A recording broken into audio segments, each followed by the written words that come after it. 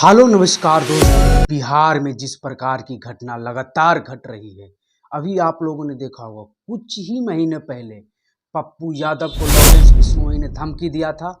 अब फिर से बिहार के बहुत बड़े नेता, एक पार्टी के राष्ट्रीय अध्यक्ष, वो भी एनडीए की तरफ से, पूर्व में केंद्रीय मंत्री, राज्यसभा सांसद, इतने बड़े नेता को लॉरेंस बिश्नोई की तरफ से लगातार धमकियां आई। और कल रात 9 बजे के करीब लगातार 8 बार उनको धमकी आई, एसएमएस के माध्यम से, कॉल के माध्यम से। 8:52 से जो धमकियां शुरू हुई, 9:20 तक चली धमकियां। लगातार उनको पर 7 कॉल आए और एसएमएस भी आए और बहुत सारे नंबर से धमकियां आ रही थी। जो नंबर से धमकियां आ रही थी वो नंबर थी 916305129156 और भी 2-3 नंबर थे, मैंने एक ही नंबर बताया। तो ये धमकियां किनको आ रही थी, क्यों आ रही थी, और ये बिहार के नेताओं को लिए, लॉरेंस बिश्नोई के लिए बिहार के नेता के सॉफ्ट टारगेट हो गए हैं। साथ में मनीष कश्यप और आरजेडी का भी नाम लिया गया।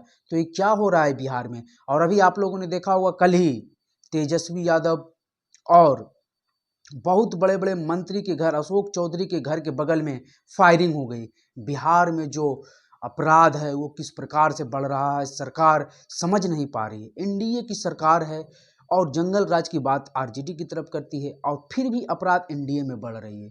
तो क्या हो रहा है बिहार में लगातार। जब इन वीआईपी एरिया में गोलीबारी हो सकती है तो सोचिए आम जगह क्या बातें हो रही, आम जनता किस प्रकार से त्राही त्राही करी होगी। एनडीए की सरकार में, वो भी एनडीए के बड़े मंत्री के घर के बगल में गोली चल जाना, जहां उनकी सुरक्षा में पुलिस बल रहती है, कमांडो रहती है, सभी AK-47 धारी रहते हैं, SLR धारी रहते हैं, सभी तरह से प्रूफ रहते हैं, सुरक्षा प्रूफ, फिर भी वहां गोली चल जाना, ये कितनी बड़ी बात है। और हाल रात ही में फिर से उपेंद्र कुशवाहा, जो आरएलएम के राष्ट्रीय अध्यक्ष हैं और जो पूर्व में केंद्रीय मंत्री रह चुके हैं, एनडीए के बहुत बड़े सहभागी भी हैं, उनको लॉरेंस बिश्नोई लगातार धमकियां दे रहा। उनको किस बात को लेकर धमकियां यार।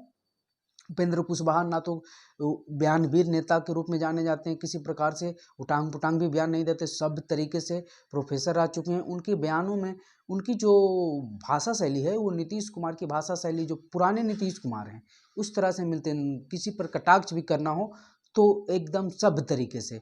और फिर भी उन तरीके के नेताओं को फ़ोन कॉल के माध्यम से लॉरेंस बिश्नोई जैसे बड़े अपराधी, पूरे इंडिया में जाने वाले, विदेशों में जिनके शूटर हैं, 700 शूटर के साथ वो भारत के सबसे बड़े, अभी डी गैंग को फेल कर दिया है, दाऊद गैंग को, और वो लॉरेंस बिश्नोई धमकी दे रहा उपेंद्र कुशवाहा को। हालांकि उपेंद्र कुशवाहा को पहले से ही जेड+ की सुरक्षा दी गई है, फिर भी उपेंद्र कुशवाहा ने पटना एसएसपी को संज्ञान लेने की बात कही है। उन्होंने फेसबुक, ट्विटर और सभी जगह, जितने भी प्लेटफॉर्म हो सकते हैं, सभी जगह उन्होंने आगाह कर दिया और उनके जो समर्थक हैं उनमें काफ़ी आक्रोश है। देखिए फेसबुक पोस्ट के माध्यम से उनके समर्थकों की गुस्सा। मुखिया हैं देवेंद्र कुशवाहा जी, मुखिया प्रतिनिधि हैं, उन्होंने भी अपनी नाराज़गी जाहिर की और उनके लाखों समर्थकों ने उनके जो है लॉरेंस बिश्नोई के खिलाफ नाराज़गी जाहिर की। हालांकि ये अभी खबर पुष्ट नहीं है कि ये लॉरेंस बिश्नोई गैंग के द्वारा ही जो है उपेंद्र कुशवाहा को धमकी देगा, क्योंकि लॉरेंस बिश्नोई जितना बड़ा नाम बन चुका, उसके नाम पर बहुत सारे लोग उगाही और कुताही का काम शुरू कर चुके हैं।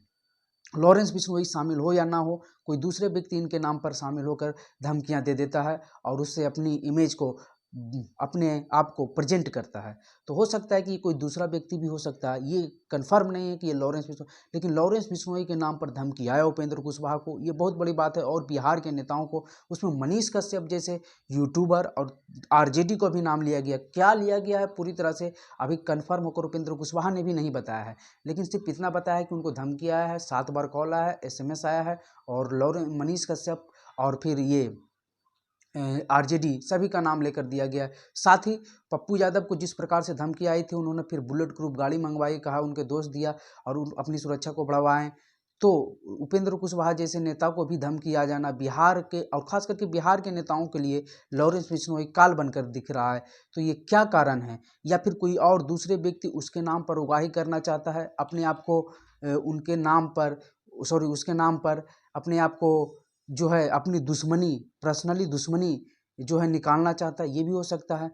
तो ये तो आगे जब जिससे खबरें बढ़ेगी तब पता चलेगा। और एक और बड़ी खबर ये है कि पवन सिंह और मनीष कश्यप दोनों हो सकते हैं प्रशांत किशोर के साथ। जी हाँ, दोनों ने कुछ ही दिनों पहले घर में मुलाकात की थी पवन सिंह के साथ, और उनकी माँ भी थी। और ये खबरें आ रही है कि वो अब जल्द प्रशांत किशोर के साथ ज्वाइन करने वाले हैं जनसुराज। और कहीं जगह तो ये खबरें भी आ गई कि वो दोनों ज्वाइन कर चुके हैं जनसुराज।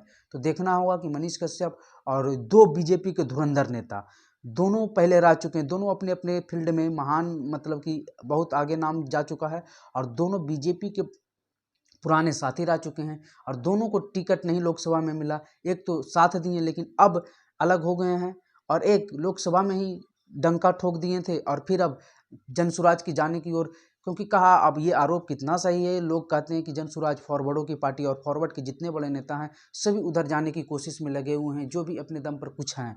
आप देख ही सकते हैं पवन सिंह और मनीष कश्यप दोनों को लेकर भी ये सवाल उठ रहा है, और दोनों फॉरवर्ड हैं ही। प्रशांत किशोर खुद पांडे जी हैं, लेकिन प्रशांत किशोर की जो धारणा है, जो विचारधारा है कि गरीबों, दलितों, वंचितों, बिहार में रोजगार हो, शिक्षा हो, ये सब लेकर वो विचारधारा चल रहे हैं बिहार में। तो देखना होगा कि उनकी विचारधारा को लोग मानते हैं फिर, या फिर जाति कास्ट को लेकर फिर बिहार के चुनाव में उनको भी इसका नुकसान या फायदा हो सकता है। तो ये देखने वाली चुनाव के बाद परिणाम में प्रशांत किशोर के बारे में भी पता चल जाएगा अहमियत क्या है, या पुष्पम प्रिया चौधरी जैसा 2020 का हाल हो जाए। और एक नए नए नेताजी पार्टी बनाने में लगे हैं, मौर्या होटल वाले, उनको भी देखना है कितनी भीड़ जुटती है। पहले गांधी मैदान में थे, अब आ चुके हैं कृष्ण मेमोरियल हॉल और कहाँ कहाँ छोटे छोटे स्थानों पर, और वहाँ भी भर पाते हैं या नहीं, ये सबसे महत्वपूर्ण बात होगी।